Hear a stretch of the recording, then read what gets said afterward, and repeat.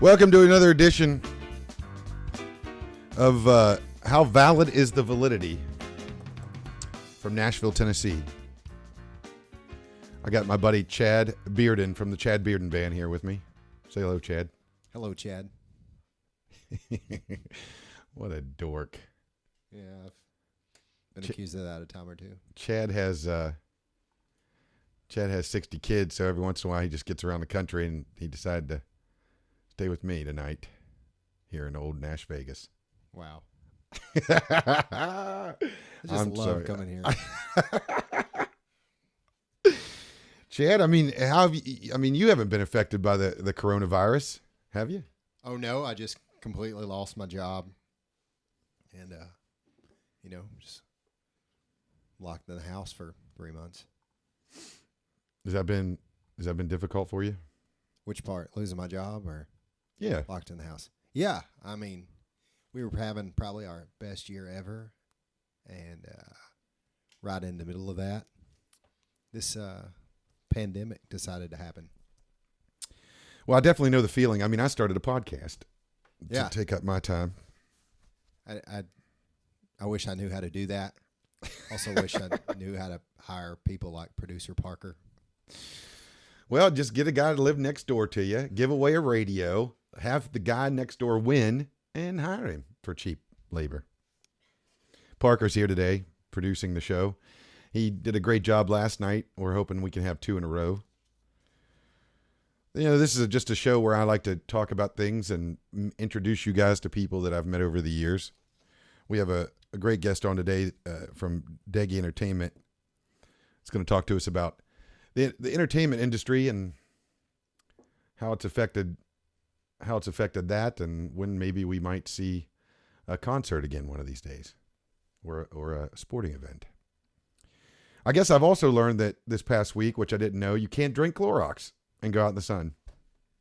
I'm not sure if you can do them both at the same time. Is that the point? You can't go outside when you drink Clorox? Or you can stay inside and drink Clorox? Do you know? I'm still stuck on the Tide Pod things. I thought we were supposed to be eating Tide Pods.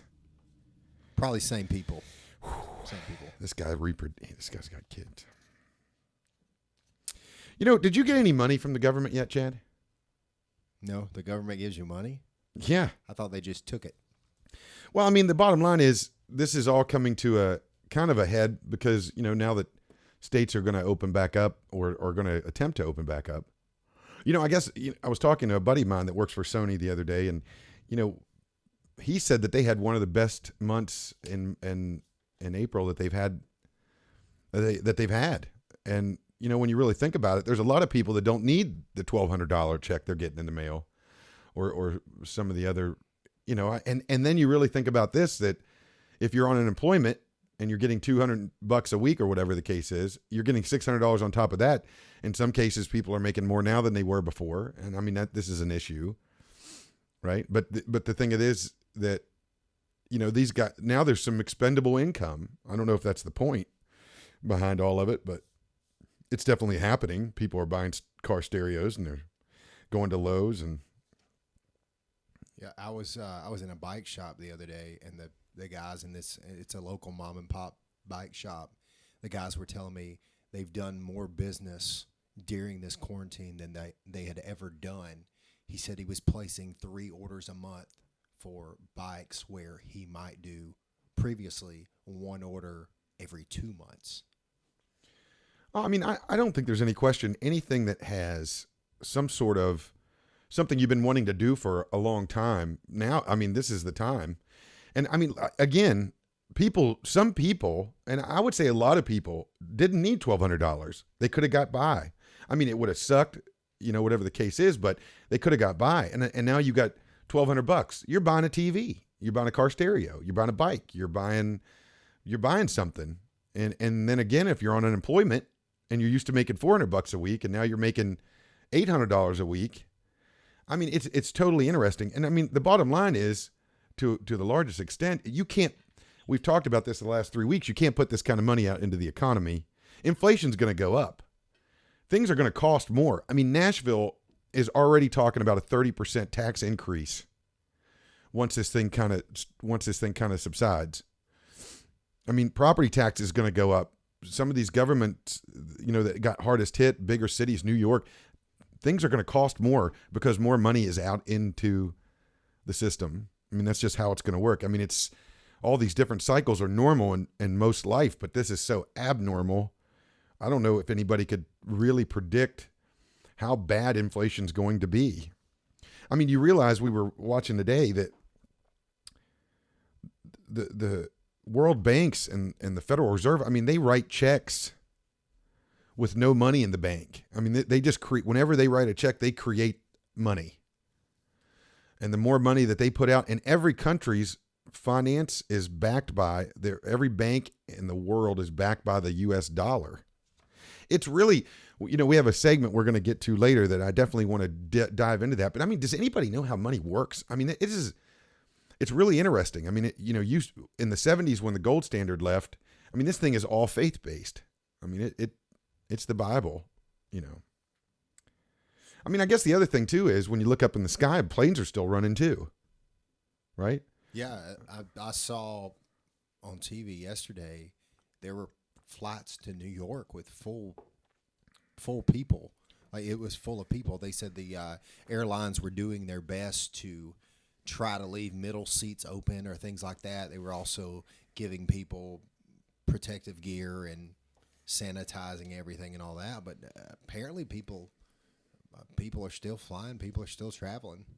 I mean, I don't think it's very many. I mean, there's a Southwest pilot I was talking to a few days ago that was saying that the manifest for most places in the country are slim to none. I mean, the bottom line is too on that is, and I'm sure that, I'm sure that in a lot of cases, airlines do not want to give you a refund. So the big deal, I had, I don't know, probably 30 tickets, and I did get, the only one I got back was my flight to Brazil. I got that as a refund, but I had to get it through my credit card company. But, Southwest is not going to do it. Legally, you're allowed. Legally, if your flight's canceled, you're allowed to get a refund. It doesn't matter if it's been 2 months. But, I mean, not a lot of people know that. Not a lot of people are going to try to call and get through to some of these things right now because it's just too hard. But you can legally get a refund. But the airlines don't want to cancel your flights. They'll give you vouchers all day long. And hopefully American Airlines and Delta and some of these people that have change fees out that yanger, some of that will disappear. But yeah, we have a American Airlines account, and during the select period, they are reimbursing you for anything on those flights. I have a Southwest flight booked for Miami for next month, and they've actually changed that flight probably 5 times already. I guess they're just, putting flights together, dropping some flights, rerouting or whatever. But they've sent me like 5 emails changing the time of my right. flights. Yep. Which, I mean, I don't even know how that works. I mean, Dad and Andy are having a conversation right now. Southwest stock's at $29 a share right now. I mean, I don't think that, if they're, and as far as that, there's 2 questions here. As far as stock buy, is it definitely a thing? Trying to figure out what stocks to buy right now is a thing. And we're going to have a financial guy on next week, hopefully, to kind of help a little bit in understanding what some of these buys are. If you're used to buying individual stocks and not just mutual funds. But Andy says, do you think that they're opening the economy slowly to avoid an economic bubble? I don't know. I mean, I don't think so. I mean, the avoidance of an economic bubble wouldn't have been writing a $2 trillion check and just throwing it out in the economy. I mean, that was a big mistake. And you're starting to see that now. The governor of South Dakota, it was a lady governor. I can't remember. I didn't write her name down, but it's she did not do a lockdown in that state. And now they're throwing her a parade. Right. I mean, this is some of these cities that did not do the lockdowns, that didn't have the problem. Sweden didn't do a lockdown. They did social distancing. And now the WHO's heralding them as a thing.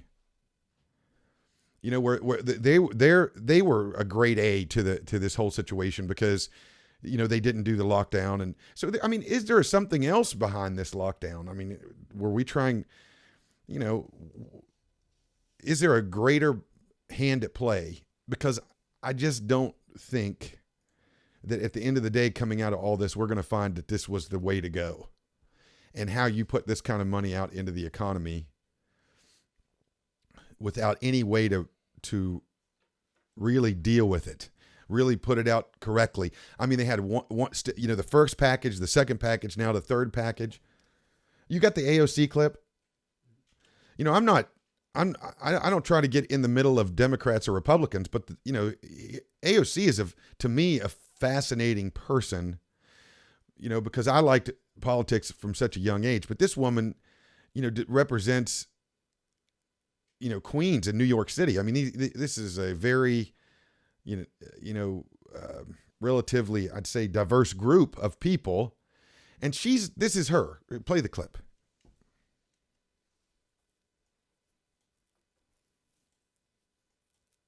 Is it there? You got it?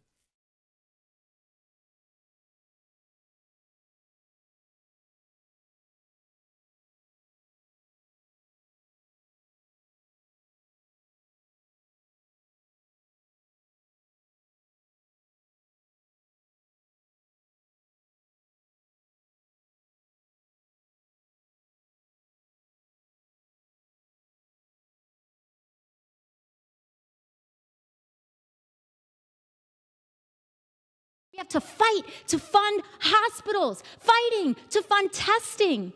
That is what we're fighting for in this bill. It is unconscionable. If you had urgency, you would legislate like rent was due on May 1st and make sure that we include rent and mortgage relief for our constituents. Thank you very much. Members are reminded to direct their comments to the chair.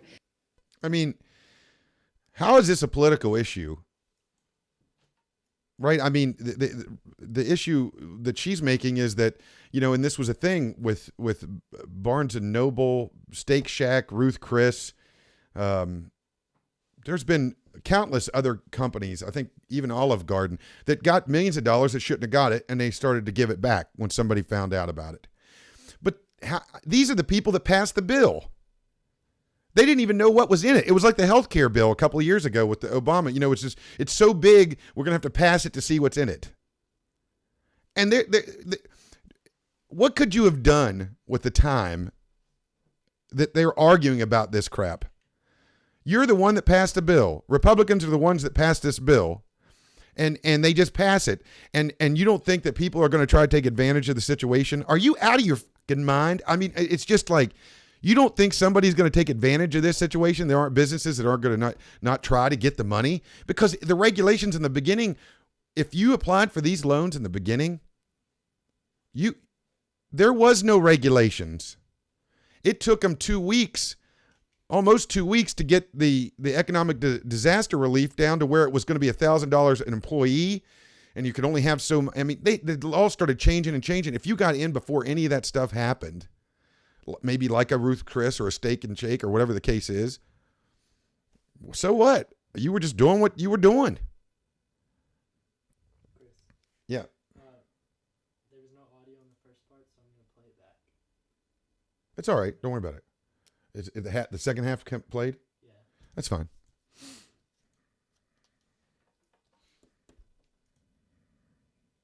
By the way, just to let you know that the governor's name is Kristi Noem. Kristi Noem, South Dakota. I mean, South Dakota, not very many people think about it. I mean, let's just be honest. So, I mean, and most people, if you've ever been there, Bismarck, right? I think it's the biggest city. Or is that North Dakota? That's North Dakota. What's the big city in South Dakota? Geez, I don't even know if there is one. But if you look at a map, I mean, it's one city and then there's nothing. So, I mean, that's a little far-fetched, right, to say that, the governor of South Dakota is getting a parade because she didn't do a lockdown. I mean, that state's already kind of locked down. Montana never did it. I mean, they're already in the same boat. I mean, there's only a handful of quote-unquote big cities, and the rest of the state is very spread out, and so isn't the population. I mean, I'm just upset, not so much about the money, but I mean, when I call somebody and they don't answer the damn phone, what are you doing? You see what I'm saying? Yep.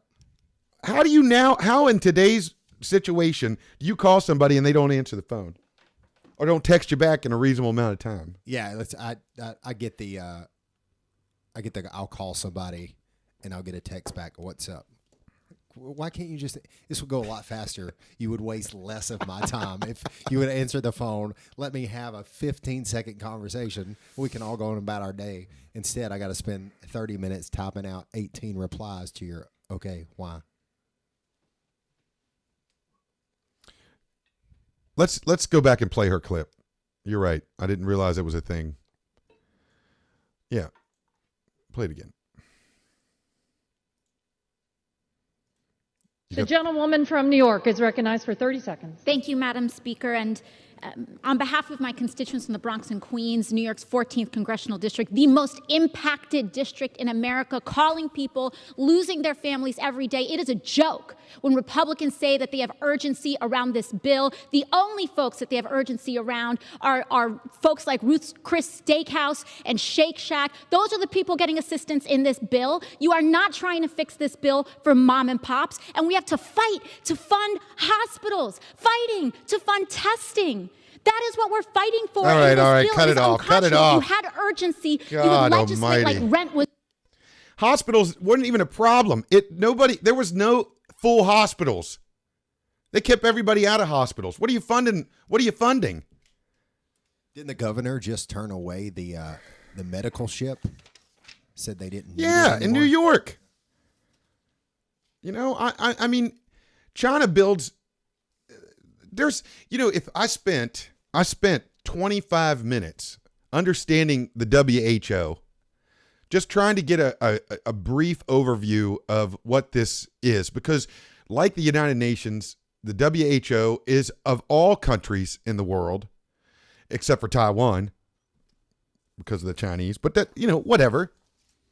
Point being is that what a mess. I mean, this Tedros, the general of the WHO, was the minister of health in Ethiopia. That's where he's from. China, for the last 15 years, has put more money into Ethiopia. They own 58% of Ethiopia's debt, and they continue to put more and more money into Ethiopia. How do you have a fair situation, a fair and balanced situation, not to turn a phrase, but for the main person of the WHO, the one that's, you know, that praised China after all this had happened, even though that China, you know, didn't say anything, even though they had a case in November, they didn't say anything until the end of December. And this guy's he's covering it up. How do you not? I mean, the United States federal government puts almost $1 billion in the World Health Organization. China is second, with a close second.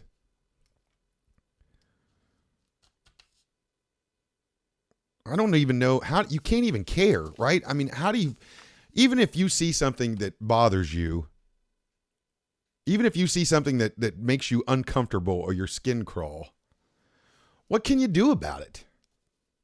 Especially on the world platform. It's not like you can elect a new senator. You know, we have a representative. I mean, and that's it. You know, but what are you supposed to do if you see something or feel, you know, anything when it comes to the federal government? It's such an enigma. It's such a black hole that you just feel helpless. You throw up your arms and you just say, as long as you're not hurting me or taking all my money, then and let me go do what I'm doing, and I'll leave you alone. That's what it feels like. In this case, I mean, you know, this is never ending. You always hear these stories.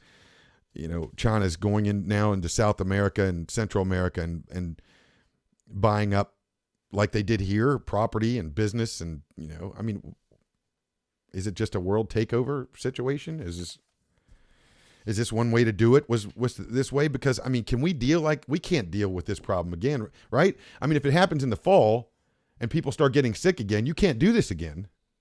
right? I mean, Chad, I mean, am I wrong? I don't know how our economy could survive another shutdown. When you start looking, I guess I never thought before this about the massive amount of people who are like us, who are self-employed or who are contract labor, or who, it affects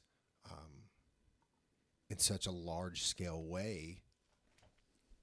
And then I don't know how much we've learned through this process about how to deal with that either. But it seems to me that the effects that this is having on the economy, not to take away from those who have lost their lives to this virus, which is a very real and sad thing. And I'll stop you right there for a second. 94%, they're saying 94% of the people that have died from this had underlying conditions. Right. Which is what I was going to say. There's always going to be something next. I mean, we've dealt with this almost every year, right? I mean, it was the swine flu. It was, all these different things. I mean, this is the first time in my lifetime that I can remember something being labeled a pandemic. But, there's going to be something else that comes along. And, our response to that, what have we learned in this time? How do we combat that? Is shutting the country down better than there's no way. Itself? I mean, I think that we're seeing that right now by these states trying to open up. I mean, what there's how many states right now? 17 maybe that are trying to open up. I was just looking at Tennessee. I think Tennessee, that they're not going to open up Nashville, right? So Davidson County's not part of this. Right. So the council here apparently is saying, even though the governor is lifting at least some of the restrictions of his safer at home order and opening things back up, they're going to choose locally to go a more strict and kind of keep that in place for Davidson County. And I mean, I guess I understand that. Put the phone number up, would you, Parker? I guess I understand that to some extent. I mean, here's the biggest question. If you opened up Nashville right now or any big city, are people really going to just start flooding in and trying to get on top of each other to get into places? I mean, I don't believe that. I don't think people are going to start flying immediately. Or getting on public transportation. I don't think anybody's going to just go out there and blow it out, like it never happened. So, I mean, I think those people that are doing it regardless. That's what I'm saying. I mean, I don't see a slowdown in traffic. I'm not seeing you do. There is a slowdown with the busier times, but it's pretty steady. I mean, things are pretty freaking steady. Well, you can go to Lowe's any day of the week. I know. We've talked about this. There's 8,000 people in Lowe's. I saw something the other day also comparing the numbers of the amount of people it takes to keep open a Walmart. And you think about that number and multiply that by every Walmart there is across the United States. Not many, I mean. But they're saying, I think the numbers roughly, where it's you're looking at 39, 40 people at a time to keep Walmart open and running. Well, you're not going to have that many people in a mom and pop clothing shop at a boutique. Well, no, I mean, and not only that, right? And so, and the bars can't play live music, and everybody's got. I mean, this is not, they've, like we talked about before, they've already canceled CMA Fest. So I mean, and this is one thing I want to talk to Ari tonight is, these shows are done this year. We're done. So, I mean, right now we're really talking about maybe I think that restaurants that are already doing curbside stuff are going to continue to do that. I don't see people like all of a sudden wanting to go in, and there'll be lines out the door, I guess. Right. I mean, I just don't see that being a thing. I mean, I could be wrong. And bigger cities like Nashville that is still tourist places. I mean, right now is the time to fly, to be honest with you. I mean, there's nobody going to be on the was going to tell you on earlier. the flight. I got an email from Frontier where they were doing 1 penny flights. I'm going to tell you something right now. Those guys would have to pay me. I took a Frontier flight one time, and if you work for these guys, I apologize because, I mean, jobs are jobs. But my God, it reminded me of what the guy must have felt like that was in my Fisher-Price car. When we did that show in Denver last year, somehow my guitar player and I ended up on a 6 a.m. Frontier flight to Denver. And that's your own fault. You were, I have to be out there. I have to be out there early or whatever. I didn't say I had to be on a Frontier flight. You didn't bother me. I was paying for the tickets. So, I mean, I was fine with that. But it was like, I felt like I was riding in the Paradise Park version of a airplane. It was like a fold-out chair bolted to the floor. I mean, the bottom line is this is happening. You know, the Texas, Vermont, Tennessee, I say parts of, what do we got here? Alaska, Colorado, Georgia, Idaho, Iowa, Minnesota, Mississippi, Montana, Nebraska, North Dakota, Ohio, Oklahoma, Vermont, West Virginia, and Wisconsin. Right now are the states that are going to try to start to open back up. And I mean, you know, a lot of those states are bigger states with not a bigger population. So, as far as landmass is concerned, for sure. So, I mean, and that makes sense, you know, but God, play the Kardashian clip. Watching this stuff, and I don't mean to use I had two ladies here on these clips. I'll make up for it next week by having only dudes, but I mean, I went through and tried to find because people listen to celebrities and people listen to, these, don't ask me why, but I mean, when you got a house that's worth $10 million, it's its own shopping center. I mean, nothing like this exists, but this is the kind of situation. These are the people. Play that. God, this is Hey something. guys, so today is the first day that I'm having someone from the outside come in to my home. It's my mom, social distancing, and we are sitting 6 feet apart having lunch together. We went on a walk 6 feet apart, and it really did make a difference to get out. We just went in our backyard, and now that it's not raining, but I just want you guys to still be encouraged. Jesus. That social. Oh God. How'd you open the door? I mean, how do you open the door? Is she like a vampire? Just kind of puts her arms together and the door opens up and she slides back 6 feet? I don't know. What the hell? I didn't know you could have a 1 minute and 55-second video on Twitter. I'm pretty sure she could do whatever she wants. But I mean, the bottom line is, what the hell? They're sitting. I think she measured it out probably. She probably got her foot's probably 12 inches long. And so they measured it out like, I mean, she's in the house. This is just one clip that I found. I always just enjoy the whole, that kind of stuff. It just takes me back to high school. Hey, I did have a question for you on Please. The openings. Are you seeing any other cities doing what Nashville's doing, where the state is opening back up, but the city is still being restricted? The state's open back up, but the city's being restricted? Like how Nashville's doing. Yeah, I mean, right. So all these cities, and you can go through, there's a great article on mymag.com that kind of gave the stipulations for every state that's trying to open. And you got to remember that a state is not going to, even though the state law supersedes local law, they're not going to come down on a mayor that says, no, we're not going to open salons this week, even though the state said it was okay. I mean, you're going to be dealing with the fight. I mean, right now, there's already a litany of lawsuits that states and local governments are filing against the states and the federal government. Isn't the AG actually filing the Attorney General for the United States? Isn't he filing lawsuits? I mean, he's filing lawsuits, I would imagine, against China. I mean, there's already 3 lawsuits against China. I thought I saw an article where he was filing lawsuits saying that that some states were going too far and it was unconstitutional for them to go as far as they had gone. Oh, that's absolutely possible. I mean, I don't know. That's what I'm saying.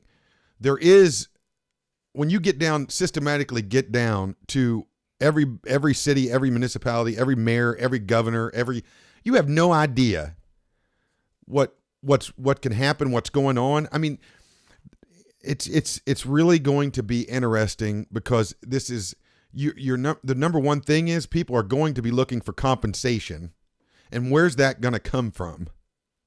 Right? I mean, where does that come from? Well, we can hold off on. I mean, we could talk about this all day long. I mean, it just,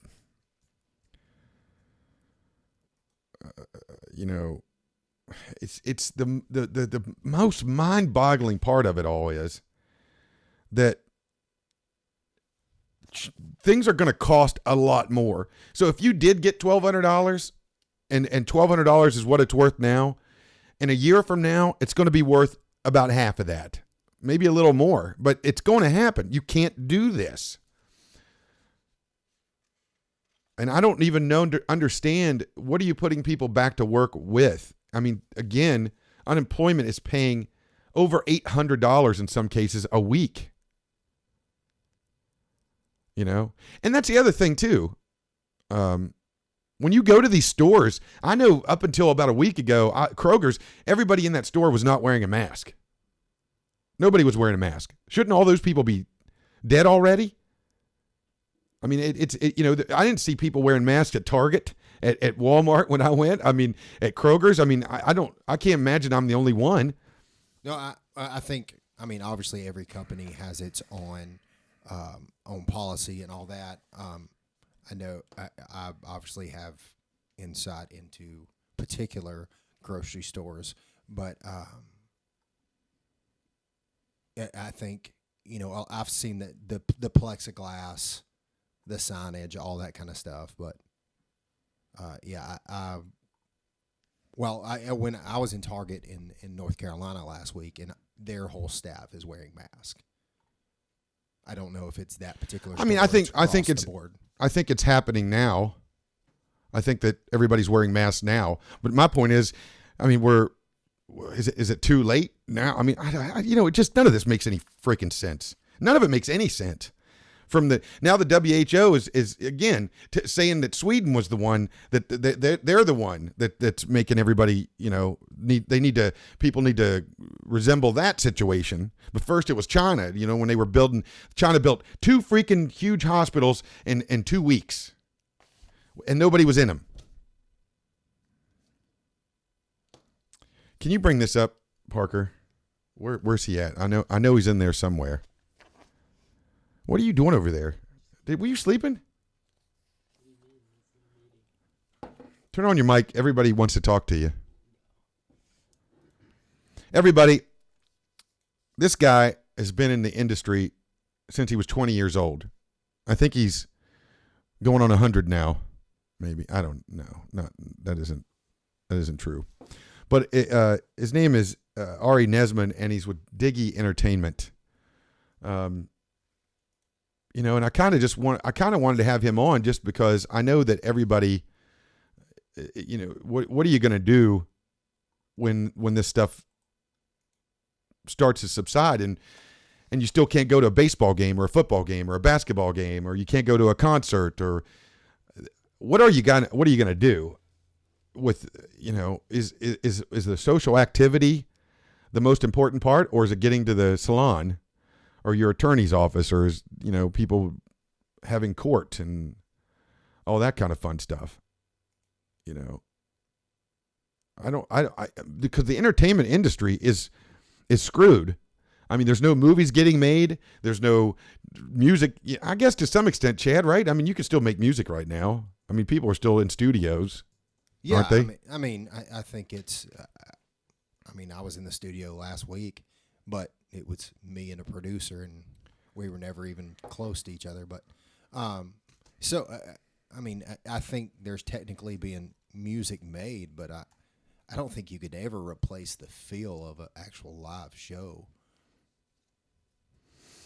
Did you see where ESPN is showing the Baltimore Orioles game from a couple of years ago where there were no fans? Do you remember that when the riots were going on in Boston? Not Boston, excuse me, in Baltimore. So they played the game and didn't allow any fans. I didn't see that, but they've shut down. Hey, he's in the waiting room. Can you open him up? Go down at the bottom, I think. I haven't seen. So are they? I guess they're talking about what it would be like if these sporting events happened, but no fans were allowed to be there, if there were no crowds. So they were showing clips from that game, that one game they played, where they didn't allow any fans inside the Orioles stadium for that game. Well, I mean, and you could hear everything that happened. We're trying to get him. Somebody was telling me the other day that they're having like WWE still with no fans, and you can hear them like talk to each other during the match. I haven't watched it. I don't know that. Somebody told me that. Let me have this real quick. So, but baseball's done, right? Well, they're not ruling it out. The last I was reading earlier today, and they're still pushing to have a season. I think there is a season, it'll be an abbreviated season. Rob, we'll get to you, I gotta get this guy on real quick, and then we'll do this. I'm gonna talk to you. Please, God, let this work. I'm so new to technology. I thought that's why you hired Parker. Well, it says he's in a. Oh, there he is. There he is. Is he there? There he is. Ah, there he is. The man, the myth, the legend. I am here. I was here. I've been here. No, I know it's our fault. That was a trick trying to get you in there. I don't know what happened. Well, I never miss bus call. I love you. I appreciate it. How are you, sir? Just another day in paradise. I'd ask how this has affected you, but I think everybody knows already. It's been a. How have you managed? I know the last time I talked to you that you were trying to figure out how to deal with all the contracts and how things were going to go. How is some of this working out for you? Well, first couple of days, you start by triaging shows, and we had about 700 that were affected in the first 3 months off the bat. So you try and get your hands around that, get your head out of the cloud for a minute. And then once you step back from it and realize that there isn't anything you can do and you got to toggle to the next thing, that's where our brain started to get creative and we started to move to the next level. And I think we've done that over the last couple of weeks. So how much of that has been using, these platforms like this to kind of get some things done? Yeah, I mean, for us, it's really been on our own Degy platform. I had to challenge my operations team to get creative, to learn Zoom like masters really quickly, to learn how to push stream keys to Facebook, to learn on platforms, to learn how to produce shows in a special and a unique way that we had never done before. I mean, booking a concert and putting together a stadium show is quite candidly like riding a bike for us, but getting in a Zoom room and figuring out how not to do the wrong thing is a completely new task. So we had to learn it, but we're doing, I think, some good shows really well now. We're getting a lot of eyeballs on platforms that we've developed over the last couple of weeks. We've put together a cool Friday night show where we've added tons of headliners to be able to play and showcase style and use, that platform as a way to show our buyers good talent that they can either book virtually or in the live space when we get back out of the fog. And those things have helped us to start to remonetize in a new way that we hadn't done before. So, I mean, from your perspective, as much as you can look forward, I mean, when do you see this, any kind of normalcy or getting back into a big, I mean, when do you, or is anybody telling you things? Or are you hearing anything when you can start planning on trying to do a concert again?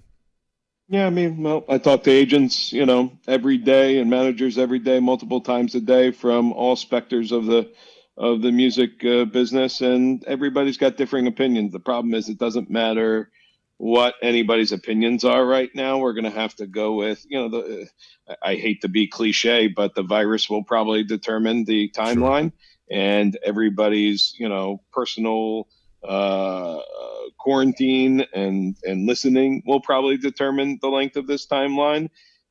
Realistically, you can probably start to do concerts in a different and a unique and a social distance way in a couple of months, but that isn't going to fill the buildings the way promoters need to. That's not going to fill festival spaces the way Coachella and Bonnaroo and others need to. And so, regardless of that piece of things, you then also have to take all the other factors. You're going to have to take in the radius clauses of too many shows in a tight amount of time where they start to bounce each other out and cross over each other. You're going to have to take in discretionary income into the conversation and how many people are able to, spend money on tickets, not just on tickets. People travel to bands. People have to be willing to, stay in a hotel and pay that money or take a flight to go somewhere. How willing are people going to be around other people sitting in a theater or in an arena or whatever the case may be?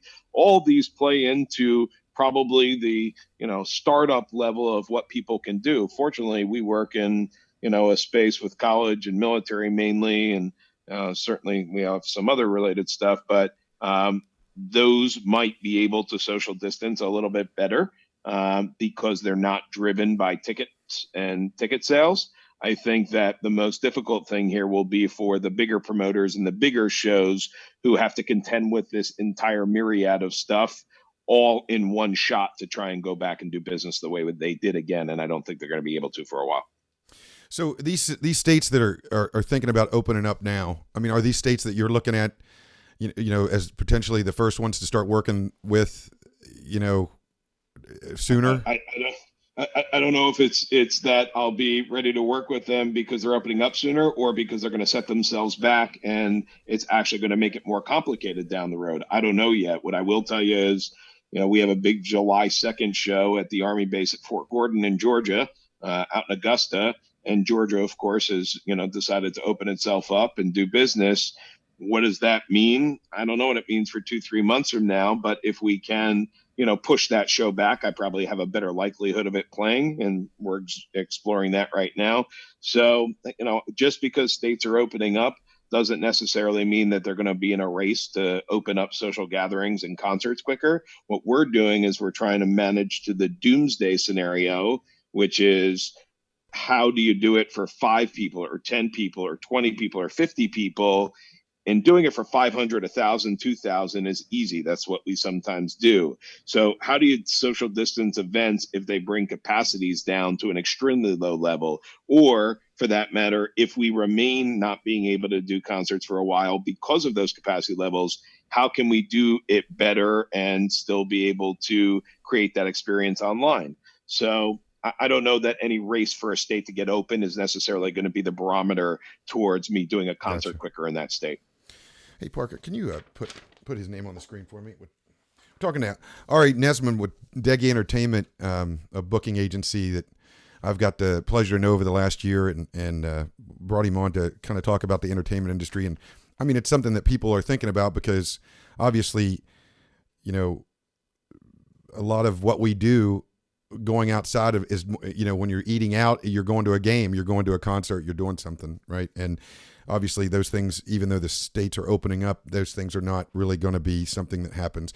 Nashville, for instance, and I don't know if you can give much insight on this, but are you finding a lot of places where these that are opening up but are similar to Davidson County in the sense that they're not letting it, the bigger cities open up where probably a lot of the venues are? I mean, is that normal? I mean, look, even if we start opening, and look, I'm in South Florida, and this morning they started to open up tennis courts for single play, public pools, which I don't necessarily understand how that came about, golf courses, and some of the public related stuff.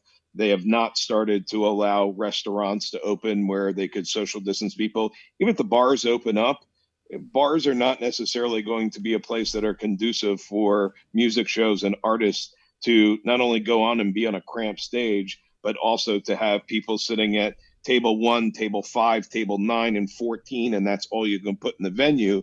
Because quite candidly, I don't know that it's going to be really a benefit other than to, if the artists want to play for free, to bring back money from ticketed shows and things like that until you can get enough capacity up there to really pay the guarantees and the money that you're putting out there.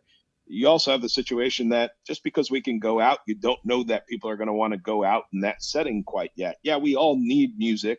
And yes, we all need to feel like we can get out of the house probably and go do something again. But that sense of normalcy is not going to be there for a while. And how comfortable is everybody sitting in a mask if it's required to be sitting in a concert with a mask on in a hot place where you want to drink a beer or have, a beverage? And are you allowed to take your mask off to drink a beer? I don't know what the answer is yet. And I don't think anybody does. Mask with straws. I think you just created another business. It is. Do you see, and me personally, we've been doing shows on Facebook and all that kind of stuff. And I mean, I've kind of taken this to a whole nother level. I mean, I've been very fortunate to be able to do that, to buy stuff that I needed or whatever. I mean, do you see maybe where these kind of things don't end? And I can't imagine the overhead's got to be smaller. You can work on smaller margins, still make around the same amount of money, right? Overall, I mean, this is maybe a good thing entertainment wise, potentially. It's not going to take away from live concerts, right? I mean, I get that, but I mean, do you see this? I mean, look, you can't get the direct feedback, the energy, the back and forth that you do in a real live setting. You can't sit there and socialize with 5 friends to your left and right having a beer like you do in a social setting. But I do think that there's a place for the virtual concert or the virtual event going forward that extends beyond the end of this fog.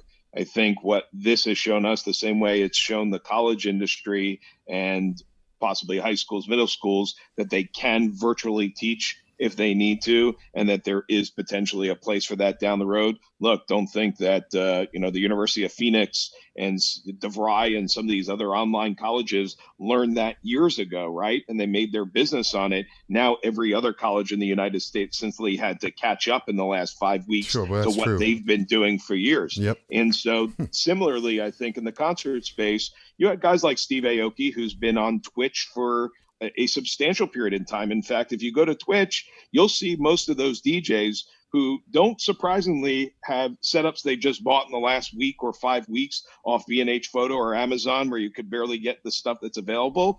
You have guys that have been doing this for a substantial period of time, the Marshmallows and a lot of the EDM artists and such. And, they learned that before this whole thing hit, there was a business to be had by being online and giving virtual concerts. And I think there are going to be lots of musicians that come out on the end of this and say, you know what, this is an interesting way to go about connecting with my fan base. And, we have taken it a little further. Our Friday night concerts that we're running, which are showcase style, it's 3 artists from Hunter Hayes, 3 songs from Hunter Hayes, 3 songs from Thompson Square, 3 songs from Vertical Horizon. And then what we do is we cut out the Facebook feed and we bring a certain number of people backstage. We call it backstage, but to our virtual backstage where we do a VIP experience with a Q&A. We've figured out how to do a virtual meet and greet with a photo op, sliding people into the screen with a skin around it to make it personalized. So if you can recreate some of these things that we are used to in the real world and take them into the virtual space and do them well, I think there's a place for this thing to exist past the fog. Do you remember when it's been 5 or 6 years ago? Was it Stage It? Is it because Stage is still around, correct? I mean, Stage It, Cameo, all these platforms that were who knows what they were until about 4 or 5 weeks ago. I mean, are these platforms that have you used them or did you guys start something totally different? Yeah, we decided to go our own route because Gotcha. while we could put our own artists that we represent through it, the majority of the business that we do is buying major talent, and really serving as the buyer to the U.S. military bases, the colleges, the corporations, the big private galas and so forth who hire us to book the major artist and put together the entire event. And that wouldn't be able to, I'm not going to get Maroon 5 like I would book them for a gala and ask Adam to go on and do a Stage It show for me. Sure. So Stage It's been around for a while. There's a new one called Topeka that's run by a very successful business fellow who I like, Andy Levine, who started the Rock Boat and many other platforms. So that's been great. There are a lot of, these new things that are out there. I think that they're a place for artists to do ticketed shows. And I think there's a way for them to not necessarily do the Venmo tip jar and the other things that you're seeing pop up on Facebook Live. These allow you to get ticketed, longer shows, bring in some revenue in a different way, recreate the experience. They can do a meet and greet out of it. They can do a Q&A out of it. There's a scrape from those platforms that take it back, which is why they're able to exist. I just didn't see myself right now doing anything that required the fan, the music fan, to come out monetarily. And I went to my own artists and did the same thing. I said, look, these people are going through losing their jobs the same way you are as musicians. These people are not going to have the discretionary money. And it didn't look like that early on, right? Those first couple of weeks, it looked like it was the music industry and bartenders and folks like that. It didn't look like everybody was going to be affected. So it's easy to get out in those first couple of days or weeks and say, here I am. I'm a struggling musician. Here's my Venmo tip jar. Come and get it, right? It's a little bit harder to sell that now while everybody's on unemployment and everybody's out of work and everybody's having a tough time. And so from the start, we said everything we're doing as a company is going to be free. My artists can do what they want and they've got to feed their, families and pay their rent. But we were going to start a platform where we could deliver lots and lots of free content to our buyers, and the people who give us money in good times, we're going to actually repay them with free content in these tough times. And I think that that's paid off for us as a company. And that's very interesting because, obviously I lost all my, work to the end of the year at least. And do you ever see a possibility to, right? The issue is if you put out a concert that everybody can see at one time, you can only do that once in a while, right? Are there platforms or the ability that somebody or you have looked into where you could only show shows online in specific markets, just like if they were actually going into that market? Is this something that you understand what I'm saying? So that you could actually have a tour from a studio. You could still do a tour and you would be going to these cities just like if you were on a bus. Is that something that I think you can do that through fake Facebook streams, right? Where you sell tickets to one thing. You have to have a password to use it. Look, we've all been part of events before, like VIP events, sometimes where you had to go online in the past and one click got you in and you couldn't share it with anyone else. You can do things like that. There's lots of ways and workarounds to do this. You can get into that Topeka platform or Stage It platform and say, this is Salt Lake City tonight, and I'm selling tickets for my Salt Lake City show, and those are the people that are coming in. I'm not sure really what the true benefit is. If you want to tell somebody you can't have a ticket for this show, you better make it very Salt Lake City centric, if you will, right? You better know everything about the mountains and the snow and everything to make it personalized to them if that's the only group of people that you want in the room. To me, it's more interesting if you can continue to come up perhaps with, unique different shows, come up with different themes to shows, come up with something where you can bring people back and they're not seeing the same thing again and again. You're somebody who has a very extensive catalog because you can play just about every, song under the sun from doing the types of shows you do. There are some artists who have very limited catalogs, and if they were going to go up there 3 nights a week, they'd play the same damn thing, but in a different order. Right. And you'd be like, okay, it's old now, 2 weeks in. Right. So I think really being online for a long period of time will benefit those who can really think outside the box and get creative with the content that they're putting out there, rather than maybe touring, regionally or putting on a show specifically for one group or another. I think that just the fresher you can do something with your shows, the more reason that you have not just those initial people to come back, but hopefully new people from new places who say, that's cool and I'll join on board. Isn't that how we grow a fan base, right? Right. They keep coming on top of each other. So, I mean, that it's very interesting. I mean, people like you and you've definitely seen other businesses. We talked about it last week, other businesses that are finding out they've maybe found a new form of income or a new way to do business. I mean, it's, and people that haven't had time to maybe do something they've always wanted are doing it now. It's very, very freaking interesting. And I appreciate you taking the time to talk to us about what you do. And I hope that I get to work with you one of these days. I mean, look, we're all figuring out this whole thing together. Sure. Right. I was on my way flying to a major arena concert that we were doing for the military out in White Sands, New Mexico. When I found out the news, I was literally in Vegas. I turned around, I got on a plane and got home.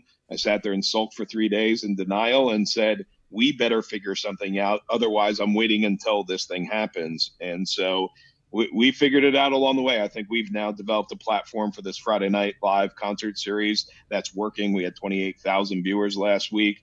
We picked up a TV deal this week on it. We've got executives from major companies who called this week to say, can we see how you did that? Not just to see the artists on the show, which Right. My goal was to drive business to the artists, but to even just see the platform of how they could throw their concerts, because they may be doing things virtually for a while. So we're all learning this thing along the way. The whole thing is weird and ridiculous, but people still need music. People still need artists. People still need us.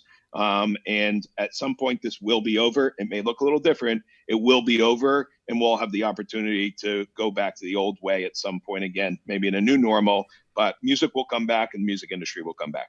Ari, I appreciate it. Ari Nisman from Degy Entertainment. Thank you for your time. We appreciate you very much. Take care. You betcha, buddy. Yes, sir. You bet. All right. I mean, there it is. I mean, that was pretty good. Yeah. I mean, pretty informative, honestly. So I had a question that we didn't get to ask. Obviously, we're limited on time, and it's your show, not mine. But I don't know if you can speak to this or if you've talked to anybody who can. Do you know how this is affecting radio and artists pushing singles to radio or anything like that? Typically, if you were going to push a single, you tour to promote the single, or especially as a new artist. I mean, I guess it's a little easier if you're Adam Levine or if you're Blake Shelton or whoever you are. But if you're a brand new artist breaking in trying to push a single right now. Well, I mean, you listen to country radio. I mean, what have you heard? Well, I don't listen to the radio, and that's my other thing is, I mean, obviously, it seems like there would be less people listening to the radio because you're not in your car as much. You're, essentially at home. Do you listen to the radio at home, or are you listening to Spotify or whatever because you're at home?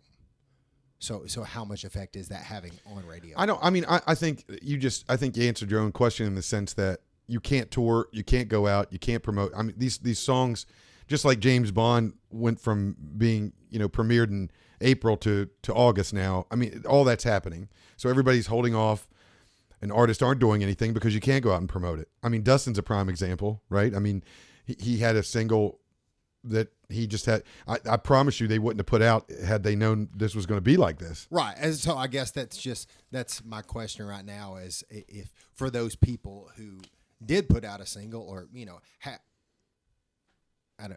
it's just the nerd side of me, I guess, of how is that working for radio who, you have a top 40 countdown every week. How's that working? It's not working.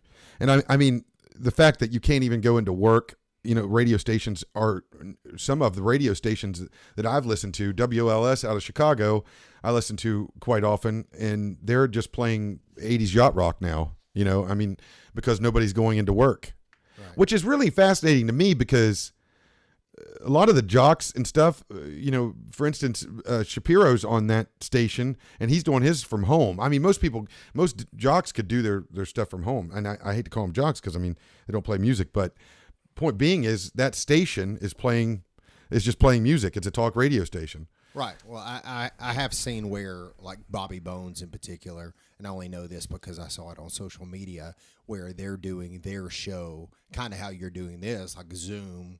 Everybody's in their own home, everybody from his show.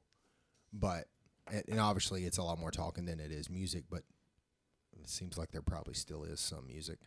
Yeah, I think that some people it doesn't affect to the same. Everybody has different degrees, but as a new artist, you're probably not putting out. I would say people that have a foothold could do whatever they want. People that are trying to get a foothold probably are holding back until they figure out what's going on. Fair. That being said, let's bring up our sponsors, please. I don't want to forget about those guys.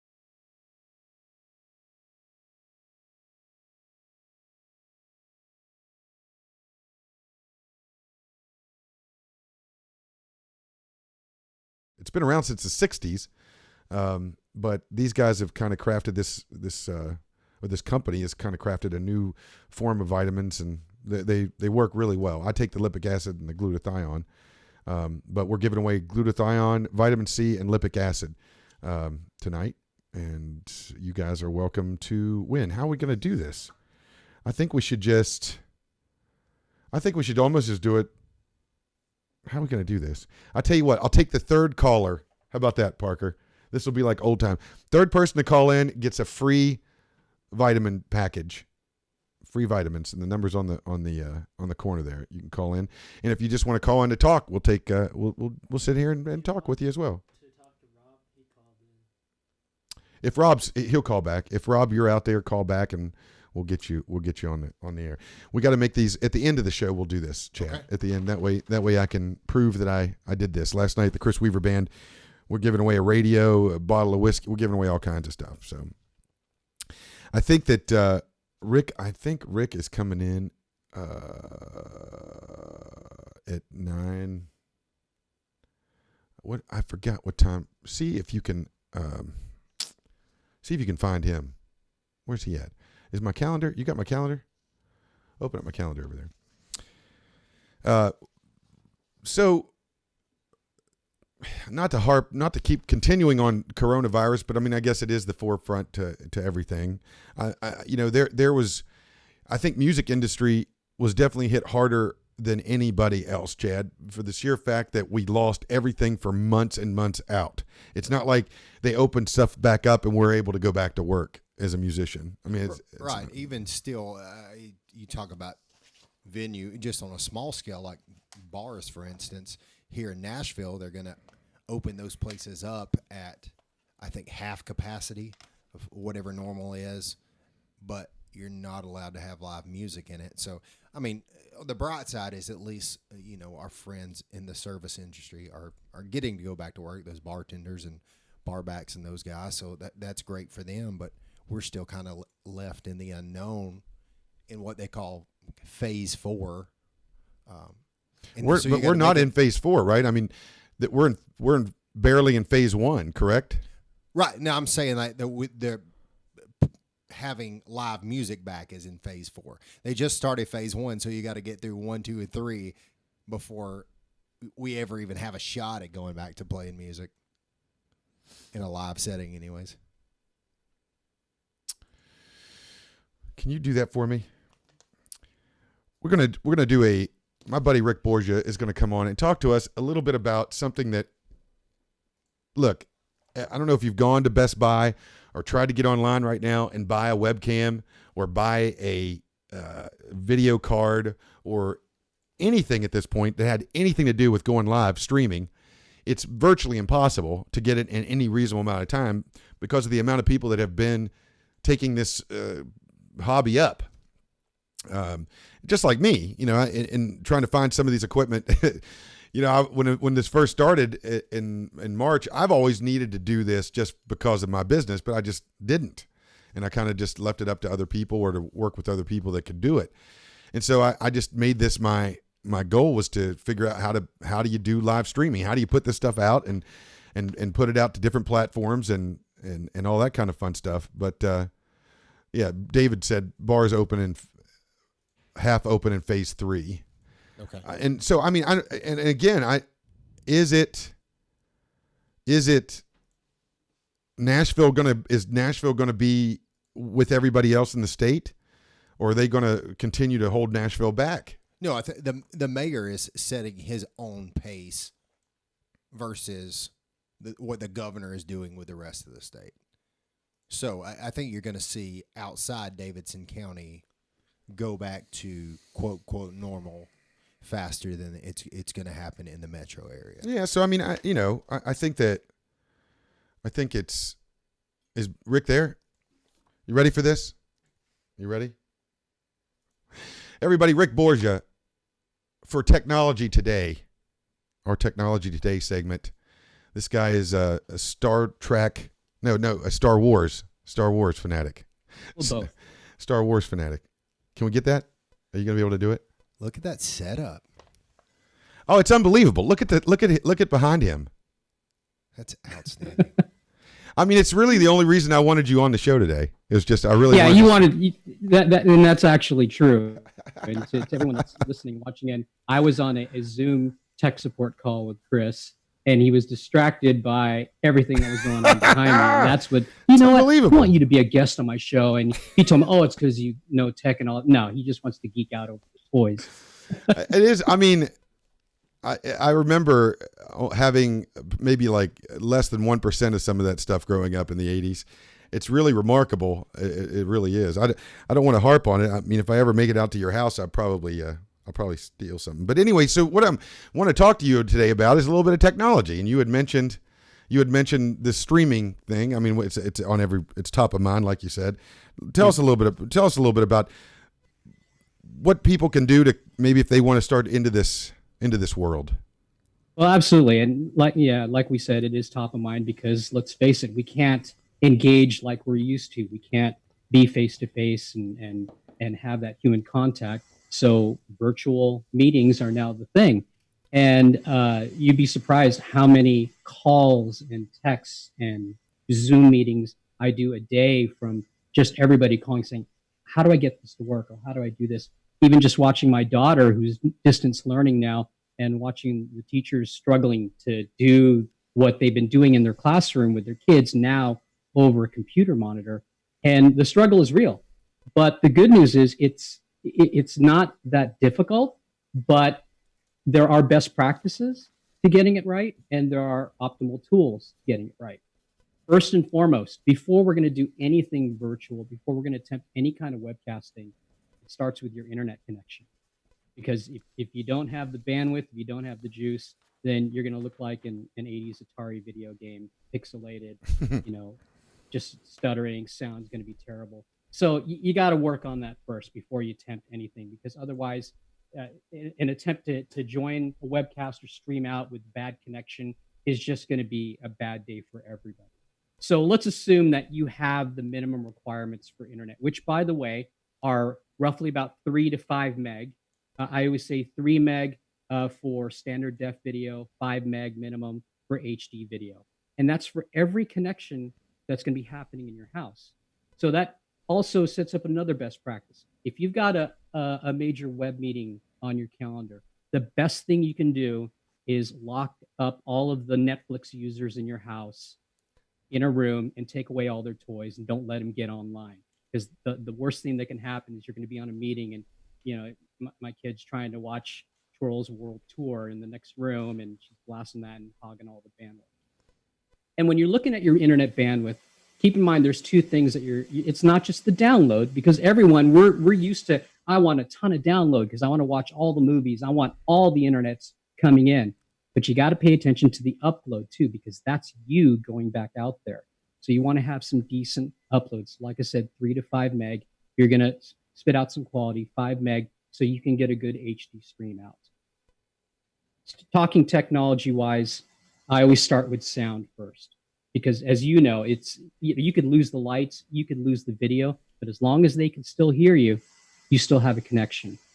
On the flip side of that, if you're on a web call and your sound goes out or starts to go bad, that's the first thing that's going to take you away from your audience. Right. Because it doesn't matter what they can see, it doesn't matter how great your lighting is. They can't hear you or it's intermittent, you're going to lose them. And so you and I, we're probably the best sounding guests on your show tonight, because you've got a great studio mic in front of you. I've got a great studio mic in front of me. This isn't what I would recommend just your normal webcaster to go get and set up. I happen to have this rig because I had set it up for voiceover work years ago, and I just left it set up the desk. But I've got this set up going into a voice processor, so I'm hoping this sounds pretty decent to you guys. Sounds great. I mean, coming across there. I mean, is that? And before you move on, I mean, some of these USB microphones that made by Blue and all these things that people can buy, are these things worth buying, or is it a waste of money? Oh no, absolutely worth buying, because the technology to get you a decent microphone is within a consumer grasp. And I'll demo something for you right now. So right now you're hearing me through this mic. Now, most webcams that you're going to buy have a built-in microphone on it. So if I switch to my webcam mic, okay, now I'm talking through my webcam. Oh wow, yeah. So you notice there's a dramatic difference there. This is just straight off of the microphone that's on the webcam. This is going to be the similar quality to someone just talking on their laptop, which is probably a good 80% of those video conferences that are going out there today. It's legible. You can hear me, but it definitely didn't have the depth of what this mic had. Now for $25, you can switch to another microphone. Now let's try this. This is a little USB lavalier mic that I bought on Amazon. I'm gonna click that on right there. And I'm assuming this sounds a little bit better than the webcam Sure, mic, absolutely. Yeah. because it's in closer proximity to my voice. You're not feeling the distance from the microphone. And this is within a person's grasp. This you can order on Amazon. It's $25. It plugs in via USB to your computer. It's basically got a little USB sound card on the end of the mic, and it's got a little headphone jack, so you can get remote monitoring back as well. So that's that right there is dramatically better than a laptop microphone. So whatever you can do to make sure that you're heard loud and clear and without any kind of issues is going to be really beneficial to you. Now, the good news is, I'm going to switch back to the good mic here. The good news is most web conferencing software has built-in noise cancellation in it. Like, let's take Zoom, for instance, that we're talking on right now. Zoom, by default, has this audio processing built into it that includes your basic echo cancellation. Back in the day when we were doing satellite tours and we're connecting people on one side of the country to the other, and we're sending audio feeds back and forth, and they need to talk to each other, our audio engineers have to be able to mix, do something called a mix minus, where they're sending me the voice from there, I'm sending my voice back to them, but because they're coming into my system, I got to be careful not to send his voice back to him, and you get this feedback loop. So that's done through proper mixing board routing. Now, in modern web conference software, that noise cancellation is already built in. The software is smart enough to detect that I'm talking right now, and I'm coming out of your speakers, or in this case, your headphones, but if there were speakers there for your computer, it is able to suppress my voice on your end so that your microphone doesn't pick me up and send it back to me. There's also very smart noise reduction. So if I'm not talking, but I'm typing, Zoom's algorithms are actually smart enough to suppress that. It knows its keystrokes. And if it's not too loud, it's not going to send it back to you. And then, of course, there's automatic gain control to control the levels of the mic.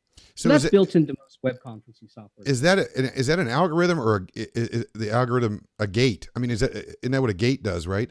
Essentially, it's a gate, but it's a software-based gate that's built in a very simple level into the web conferencing software. This microphone, I've got it going into a nice Symmetrix 528 voice processor here, so it's got a noise gate, it's got a compressor, it's a proper preamp. I just like the toys, so Sure. I have that stuff there. But yeah, the Zoom, most web conferencing software has that built in. Somebody asked what the mic was on your chest again because they need it for work. What was that again? So this is I believe the brand is Finix, but if you Finix, I can look it up. I'll even send you the information. But if you go on Amazon, just look up USB lapel mic. It's about $24.99. Bought a whole bunch of these because in our company, you know, we produce virtual meetings, and one of the things that we're doing for our clients is packaging presenter support kits that we're sending out to the executives that we're going to virtually conference into their team, and to ensure the best possible quality and to make sure that there's an even consistency in production value. We're not leaving them to their devices of what they have in their home office. We're going to send them a proper mic. We're going to send them the best webcam possible. We're going to send them a nice ring light. And those are the three, you know, basics. So this was one of the mic. This is the mic that we packaged. I had one of it because I wanted to be able to, you know, do a proof of concept test on the quality and everything, and package that out. So then that's audio. We talk about video now. So I'm using shameless brand, you know, plug, but I'm using a Logitech Brio. This is one of the best consumer-based webcams out there. It's a 4K camera, which right now most webcasting software isn't pushing stuff in 4K, but I like that it has the 4K sensor built into the camera, because what that does is it gives me the ability to change, you know, the framing in my shot. Like, for instance, by default, I turn it on, it's at a 65-degree framing, but on the fly, I can switch it and, you know, pull it out. I got plenty of pixel space to do that. Pull it out even 90, or now you can see all my toys here. You know, I can zoom in manually. And then when you zoom in, because I have all those pixels, I can pan around through the software. If you want to get a good look at the toys that are there, and there's Darth Vader and all that in there. So it really, real. Whoa, Rick, come on, back it up a little bit. Whoa, golly.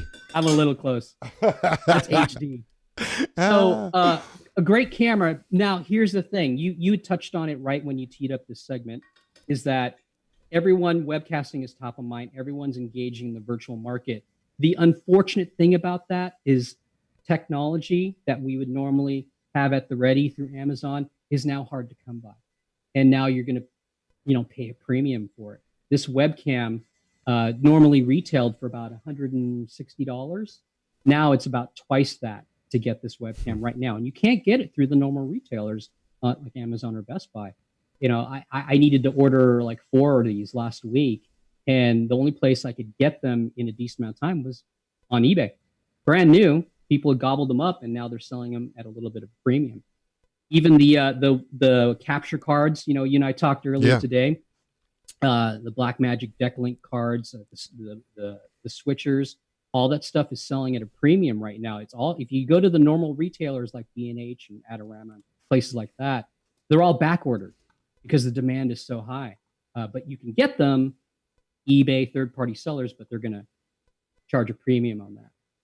So you got your good audio, you've got your good camera. The last thing is we want to see that Chris Weaver face. We want to see the That's the last thing you want to see. We want to see the hair product. So you need good lighting, and the lighting, it's more than just turning on a light, because that can introduce its own problems. If it's too bright, you might get odd shadows. If your camera angle's weird, you'll get spaces under your eyes. So you want to have your light direct on, so it's a nice even wash. We sent out ring lights. You've probably seen them. Literally, it's a ring of light, and it's on a little flexible gooseneck, and it's powered by USB. It was the best thing that we could send out to presenters. It's got a flexible gooseneck with a clamp, and they could plug it into the computer, powers it on. And this ring light, again, available on Amazon, thank God. It's about $25, $30, fully dimmable, and you can change the color temperature of the light. So depending upon, if you have a window in your room bringing sunlight in, I'll show you an example here. Like right now I have it on a warmer setting, but if I switch it to more of a colder setting to offset the time of day, or really warm if it's really blue in there, but I just go to a more natural look here, and then fully dimmable. And then the reason it's a ring is because you can take that light and place over the lens of your camera to the point where it's out of frame, and it's in the best position to light you nice. Technology. Yeah, we're having a problem with it right now. Yeah. I just finally got this 18-inch ring light thing. It's pretty amazing. I mean, it does give the room a glow. I'd have these in all my house for lamps. Yeah, right. It diffuses very naturally. It's not too harsh. Looks good, but the way you have it set up there. So, hey, speaking of technology, I made something for you, because I want you to be on the show on the reg, right? Mm-hmm. And can you bring up his thing? This is your promo. The promo we're gonna start doing for you. Can you bring it up here? Can you see it? Do it again. Do it again. Oh, you showed it? Did you see it, Rick? Is it the thing you emailed me? Oh yeah, that's right. I did email it to you. I didn't see it. The little droid. I was so excited about it, but Parker didn't bring it up when you first started. I think I have it here. I could run it if you guys. Oh, you see that, Parker? The guy doesn't even work for the show, but he can run it. Yeah, you just ran it. Rick's been on here for 15 minutes. You can't find good people, Rick. Maybe as he closes out, you can run it. Oh, Parker better have it when he closes out. Look, Rick's going to get it. Look, the 4K's hitting really nice right now. Rick, what can you tell people that their internet isn't that great, but they still have to try to work from it? Is there any salvation for those people? Sure, pair your cell phone. These days most LTE connections are able to do that. Here, check this out. Let me switch this for you here. This is embarrassing for you, Parker. There it is. Technology today. That's going to be Rick's. We got to put some sound effects. Maybe it could be Parker. There's sound in it, Rick. Oh, is it? I didn't listen to it. Yeah. Oh, yeah, there's sound in it. Look at that. You better get that thing up correctly, because when Rick gets off of here, when he gets off of here, that better play correctly. I was very impressed by that. Did you make that specifically? No. So there's a program that just makes the templates, and you stick in the stuff, the colors and your logo or whatever you want to write. I mean, it's unbelievable. It's like $90 for 170 of them, and then once you're in, if you like the situation, then it's $37 a month, and they give you 1,200 choose for 1,200 of them. And see, isn't it amazing that you can get stuff like that, and to the average person, they look at the computer and be like, oh, it's a cute animation, but this adds such production value to the show. Oh, it tees up the segment. It's like, now let's get some tech time today with Rick, and it's like, right. And when you have a producer that puts them up and uses them. Well, good help is hard to find. God, I mean, yeah, I'm really excited. Personally, I'm really honored that you would, consider me to be a part of the show in this way, and I look forward to coming in and geeking out on some. Well, I want to run one thing, because you brought something to light to me that it interested me before you go. Can you bring up that clip, Parker? So I'm gonna run, not that, Parker. God, Jesus, Parker, the one I just texted you about. Hey, I have a question, Rick. While he's pulling that up, did you get a chance to see any of the virtual NFL draft, like all the production that went into that? Oh yeah, the UFO. Yeah. So what did you think about that? Like everything that went into that? Well, you got to figure what they have at stake. I mean, what was it? The sports industry was set to lose, was it $60 billion or something sick like that in revenue because of the loss of games. So they've got to pull out all stops, put the production value, keep people engaged. You guys were talking earlier about baseball. I chatted in the little comment stream there, but I read on the news today that the MLB is looking at starting an abridged season in June, possibly late June, and they're going to take both leagues, combine it into one league with 3 divisions. Oh, it's the Pentagon stuff. Yeah. I had that. It's on my list to talk to you about. Well, I'm going to play this video. Yeah, play it. I have it queued up on my computer too. But God. This is the coolest thing, because in light of everything that was going on with the virus, all of a sudden, and behind the scenes, hey, the Pentagon just released, video footage of UFOs. Look at this. I mean, and these guys are talking about. We can hear them, but they're talking about see how it's fast. rotating? It's it's unbelievable. But this isn't the government saying that they're saying that there's UFOs, right? This is basically what happened. Is okay. So I just showed there, but this footage is about 16 years old. And it was actually before the Pentagon released it. It was released to a private organization started by one of the guys from Blink 182, and they got the footage. And so the Pentagon said, you know, it doesn't affect us to release this. It doesn't give away any classified secrets. Might as well put it out there. So they don't give a crap that you believe now. I mean, is this? Are they saying that there's UFOs, other planets? That's not what they're saying. They're just saying these are some things we don't know what they are. Exactly. That's exactly what they're saying. They wouldn't go so far as to say this is definitely an alien. This is definitely an extraterrestrial. What they are saying is we have this footage. We don't know what it is, but what we can tell you is that it doesn't behave like any aircraft in the world right now. So do with that what you will.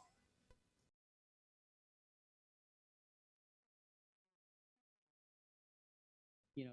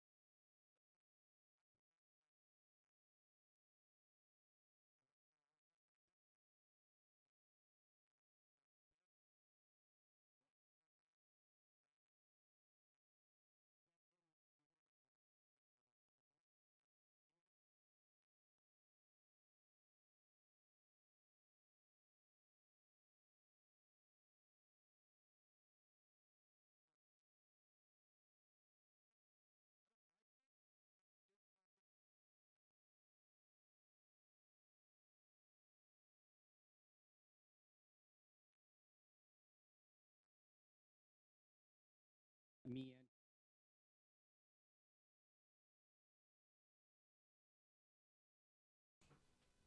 She could have been on that segment. We don't know. Okay, I'm just. We don't know for sure, Rick. I mean, I'm dealing with crazies here. So, Chris, before I go, do you remember when we first met in person? 74 at the Nixon debate. Yeah. No. I've been traveling out to Nashville once a month. I live on the West Coast, but our company's out there. And so prior to all this craziness happening, it was typically about once a month that I would come out there. And I remember, your first guest on the show, David, my boss, longtime friend, he said, I met this incredible musician, this incredible band. We got to go see him. He's playing across the street from our condo. When I'm in town, I stay with him in the Gulch. Yeah. And so he said, yeah, we're going to go see a band. And I'm brand new to Nashville. I'm thinking we're going to go to some big music joint or whatever. Like, no, we can walk right across the street. So we're walking across the street and we walk into a clothing store. I'm like, what? This is where the band? It's like, yeah, there's a band everywhere. Oh my God. 2 old hippies. That's right. 2 old hippies. I walked past some very expensive clothes. And there you were in the back corner, that was a rough day. That was a rough night. You played 2 old hippies? Yeah, but it was supposed to be for like a showcase. It wasn't, I wasn't playing covers. But oh my God, that's right. That was a rough one. I think you two were the only ones there. No. You had, all the seats were taken. And there's only 4 seats, Rick. It was a great show. And I walked away from it the way David did and say, wow, this guy's got a lot of stage presence. He's got personality. I think we could do something with him. And of course, they did it. Oh my God. Yeah, he definitely did something with it. David Fischetti. Rick, Technology Today. That's the segment. That's what I'm calling it. Yep. If you like, so every week I will come roll to the out table with some fun tech stuff. That's what I'm hoping. And we'll geek out. And I would like now I would like one more. I'd like a UFO thing every week too on my desk. Some way. Yeah. Okay. Yeah. And then when I do the UFO segment, I'll put. Yeah, please put that on. Yes. Holy shit! Snikes. I mean, that's a different ball game. I have a full set of armor. And the sad thing is, the minute I put it on, the first thing I hear is, "Aren't you a little short to be a stormtrooper?" Never. Tom Cruise is 5'5". Is he really? 5'5". He's like if you Stallone height. Dude, if you research actors, shut up. If you research male actors, they're all under 6 foot. The big male, what is it? The action stars. Mm-hmm. Sylvester Stallone's like 4'9". That's some cinematic magic. It's right there. unbelievable. Some lifters and It's I didn't realize unbelievable. Tom Cruise was that short. 5'5". I like Tom Cruise. I love him. Even when he's standing on a box to do a movie, I don't give a crap. Yeah. Rick, I love for you. Sure. I love you. Love you too, man. Take care. Be safe out there. I'll look forward to the next time I can be in Nashville and break a 6-foot barrier and hug you. But You bet. Until then, Hey, listen, until then, emoji style. emoji. Hey, Caring. care. Everybody, Rick Borgia with Technology Today. We love you. We'll see you next week. I think Parker finally got it. Did you get it, Parker? Tell everybody. Talk to him. People don't think you exist. I get in trouble when you don't say stuff in the microphone. I gotta tell my kids, use your words. He's got so much going on over there, but he's had so much time this time. I've given him so much to work with. He don't care. Parker doesn't give any shits. None given. I think we have to have the cakes picture of the day. Cakes. Is that something else Parker has to do? Yeah. Get the cakes picture up. It's clip 10. Clip 10. Oh shit, you can have it. Clip 10. This is the cakes picture of the day. This is if you're feeling down. Look at that. Huh? If you're feeling down, I have a dog that's half dog, half rabbit. There you go. That'll change your life. That'll change your life. Man, I tell you what, that setup Rick had, That's no joke. I mean, that's why he's the display- technology guy. No, I mean the display behind him. I mean, that's incredible. I don't have anything in my life displayed like that. Oh my! There's so many things I want to say right now. The WHO is an enigma, no question about it. But the New World Order is always interesting to talk about. I mean, this is something. I am an Illuminati. What is it? Freemasons, Illuminati. I love it. I love all this stuff. And I did not realize when I looked up conspiracies, because this next segment that I would like to call Conspiracy Corner. Conspiracy Corner.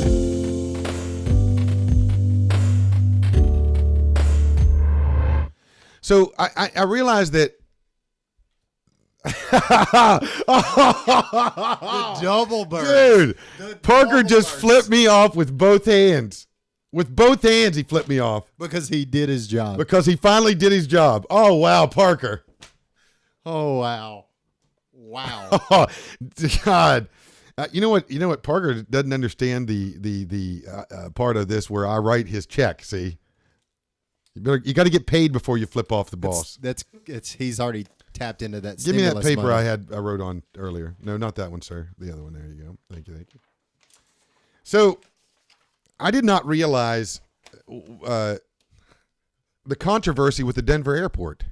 Oh yeah, it's huge. It's unbelievable. Yeah. I mean, this is the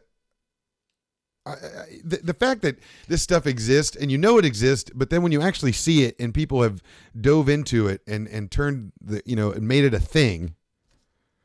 The New World Order is a group of, theoretically, a group of international elites who have come together to build and try to make one government, one form of government throughout the world. It's years.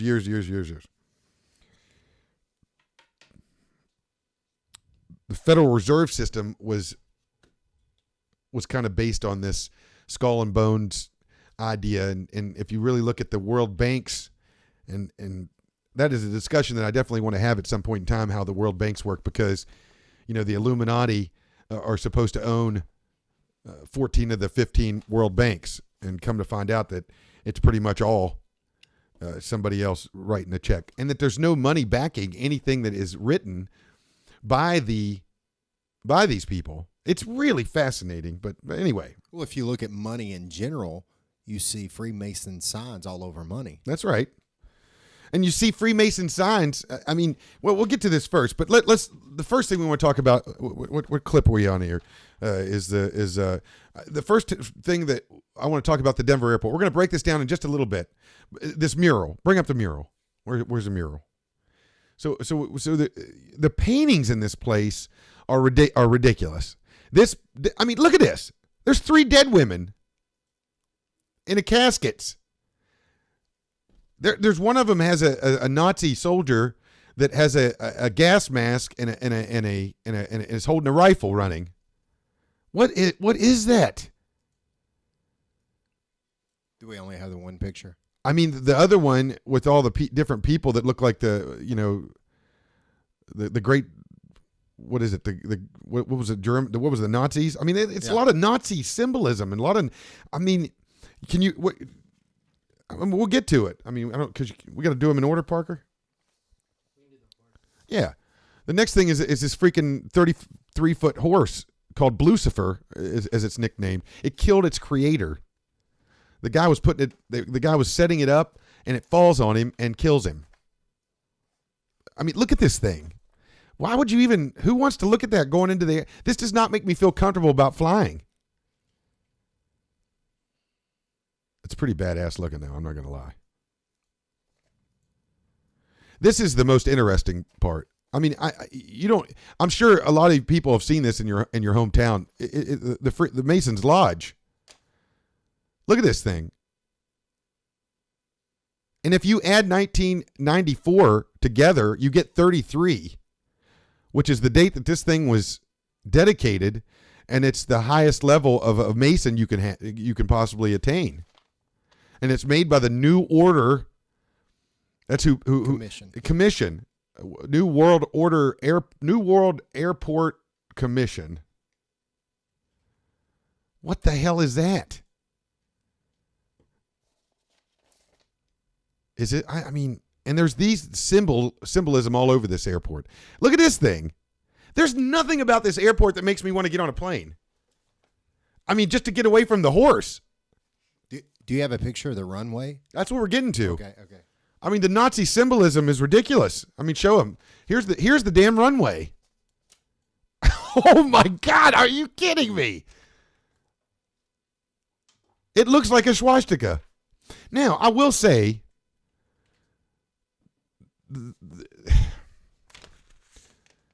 the people that made this said that this allows you to use the runway. So people that are listening, if you're just listening, this thing is shaped like a swastika. I mean, there's no ifs, ands, or buts about it. But if you can picture it, you got the center hub, and then you got 4 independent runways that can be used simultaneously no matter what. And that is kind of interesting because all airports have different runway patterns, which is really kind of extremely weird if you think about it. It seems like there's be one great way to make an airport. This thing's huge, 53 square miles. It's got 5 stories below it that have been rumored, that have been rumored to have made for elites, and I mean, it's just concentration camps. A FEMA concentration camp. Do you have any pictures of the stuff on the floors? No, we decided against it because it didn't make any sense. What are you seeing? Well, I went after we talked today. I got through part of a documentary, but there is a cart that's drawn on the floor, and it has the letters AUAG in the cart, which apparently, according to this documentary I was watching, part of the this whole New World Order thing is population control. And this one guy was saying that apparently the AUAG is somehow like describes a deadly virus that would be like a different sort of hepatitis. Yes, that could kill everybody. Yes, like to limit population. I mean, I'm not I am a conspiracy theorist. I am. I love it. I think it's the freaking neatest thing ever because it makes you think, and then you realize you see some of this stuff, and you're like, God, that could happen. That could be for real. But then there's always some doofus. It's like, but this is what this could be, and it changes everything and ruins it all. I mean, it's just like the federal government coming out with this shitting. What the hell? The UFOs. We're just gonna declassify this stuff and put it out there.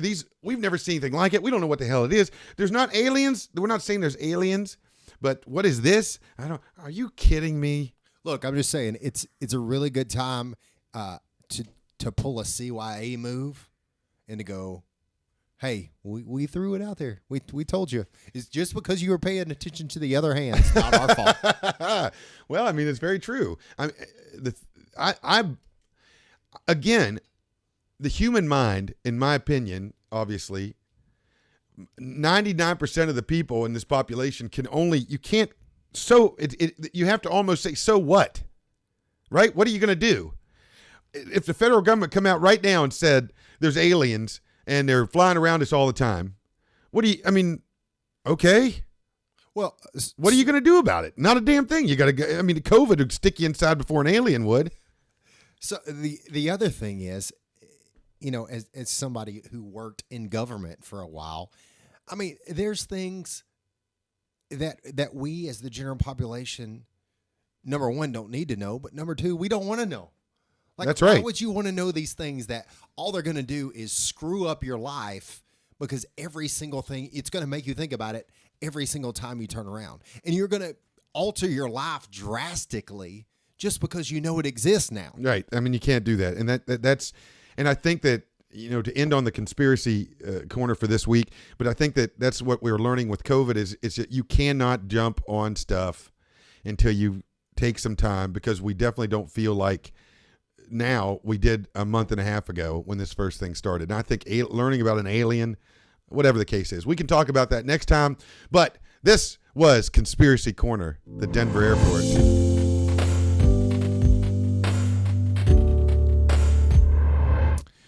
So last night with the Chris Weaver Band live from the sectional, our sponsors, we have some sponsors that we give away stuff. And tonight, great sponsors, by the way. Great sponsors. You got that slide, Parkster? But we're giving away a radio, a nice radio. It's a $650 value on this radio from Sony Mobile. Aurora vitamin package. And what else are we giving away? Whiskey. Bottle of Guidance whiskey. That's right. And then some hats and T-shirts. Let's go ahead and pull the name with the radio. Pull the name with the radio. You're going to start with a radio? Oh, should we wait till last? I mean, I would start value-wise, not that anything is okay. More value. Good point. All right, I'll take you that. All right, so here's what we'll do. We'll start with. How about your brand new sponsors? I mean, all right, let's do it with the vitamin package. Vitamin package. Speaking of package, so this is a giveaway from the boys from Electro Media, which also sell Hertz Audison car stereos and amplifiers. Go ahead, pull the name. Pull the name. The name has been pulled. All right, who is it? It is Brandy Taft. Brandy Taft. Taft. President Taft. Brandy Taft. All right. You think she's kin to him? No. That's the vitamins. So now we're going to do the whiskey. Boy, I tell you what, do we have to make sure that they're 21? Do we have to make... I mean, I think illegally you kind of obligate. I don't care. I just don't care anymore. They're shipping weed in the mail now. Everybody, all over the place. Weeds everywhere. It's unbelievable. I mean, not that I do weed, but I mean, when I did buy it the other day. What?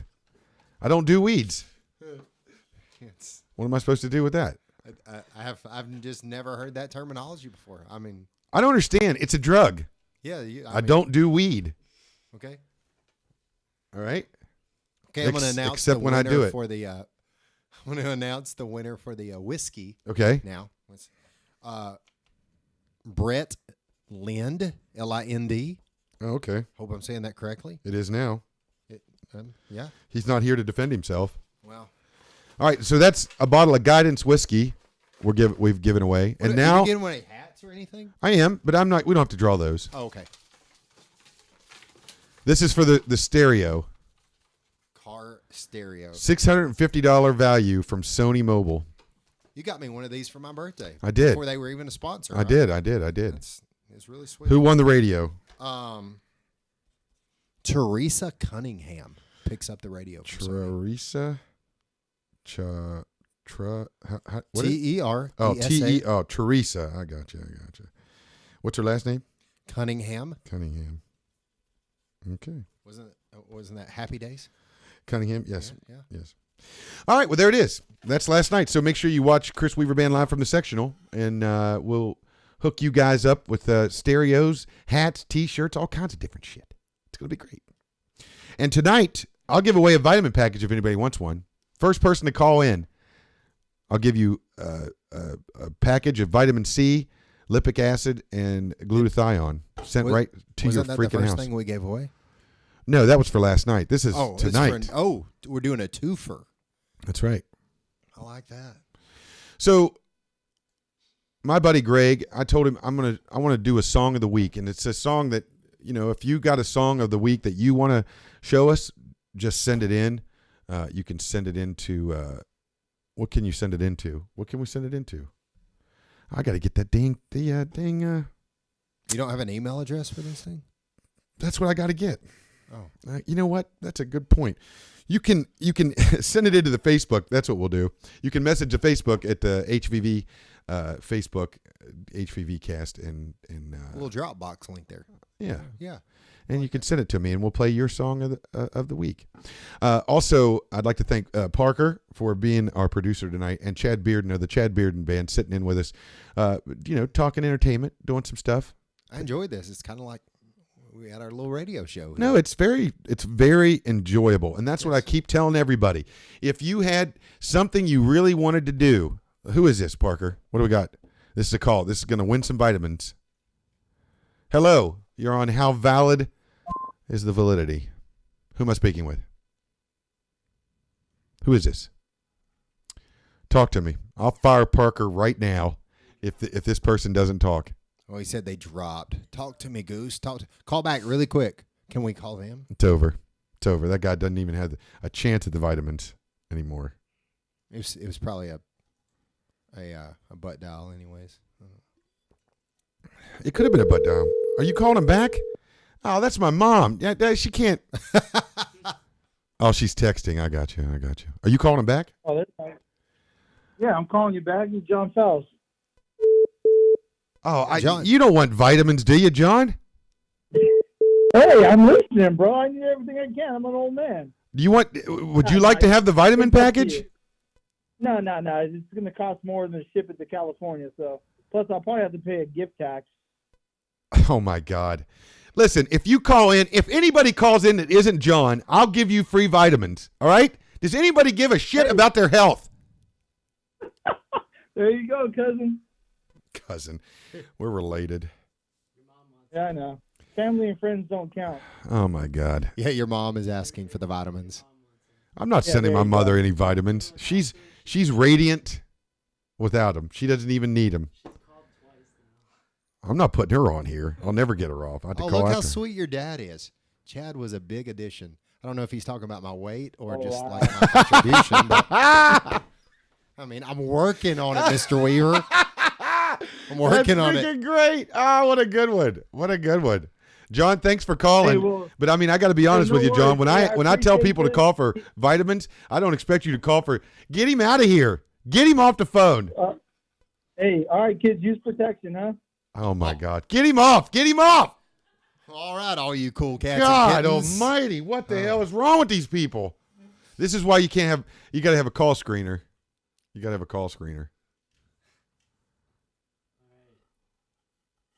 He said he was from California. Yeah, he's from California. All right. Technically, Rob called first. Rob's done. I texted him. He's over it. He don't want to have anything to do with us anymore. Well, it looks like your mom's getting some vitamins.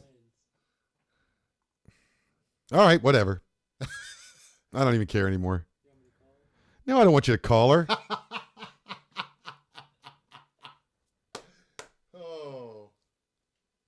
Oh, your dad said I make you sound better. I don't know if that's because I sound really bad, so it makes you sound really good. I mean, I do have that Alabama accent thing going on. So I mean, I just got to be honest with you. I didn't care about his opinion when I lived with him, and I definitely don't care about it now. Chris, I've witnessed you call your dad at 3:30 in the morning because you value what he says. Hi. Oh, this doesn't help my street cred. Is this Parker? I swear to God, you better say goodbye to Parker. This is the last time he's going to be on the show. Don't hang up, Parker. We're into it now. You never let a person's mother get on the damn phone with him. That does not. Nobody wants to see that. Look, I've never got to tell you this, Miss Weaver, but just for the record, every time he wants to call you when he's just say it. Good night. Just say it. When he's had a few to drink. When I do weed. Yeah. I try to talk him out of it every time. I'm like, really? You're going to call your parents at 3:30 and 4:30 in the morning your time? Yeah, he and I get on the phone. We have a pretty good time. Look, if I call my dad at 4:30 in the morning, I better need a kidney transplant. Because if not, I'm going to have a bullet wound the next day. I got to be honest with you. I got to be honest with you. This is not why I made this show. All right, this is not. This is. Hey, well, you said anybody could call in, so I thought, what the heck? Yeah, you would classify as anybody. That's very true. Am I on there? Turn it on. No, you can't turn it on, Mom. Get her off. Get her off. God almighty. That's all they do now is sit and laugh at each other. Mom farts and Dad just snickers and falls asleep and drools. They drool a lot. I got my mom. She opens up her Christmas gift this year and she's like, "Oh, this is a great tablecloth." And I'm like, "Mom, it's not a tablecloth. It's a napkin." I thought you bought them all Skechers. I was with you. You made me carry the boxes. Chad, this is not working out. So tonight I feel like, we talked to Ari Nisman from Degy Entertainment. We got Rick Borgia for our Technology Today segment. We got a Conspiracy Corner segment, a song of the night. That's what we're going to leave on, I think. Thank you for paying attention, for those that tuned in tonight, and then for all you hairy dudes and gals on the podcast. You are watching and listening to How Valid is the Validity from Nashville, Tennessee. I'm going to take you out with a band that my buddy Greg is told us about, Northern Gold, with a song called Searching. We'll see you next time, next week, with another. And listen, if you're going to drink Clorox, remember, do it a lot and do it fast. Love you. We'll see you next time on How Valid is the Validity.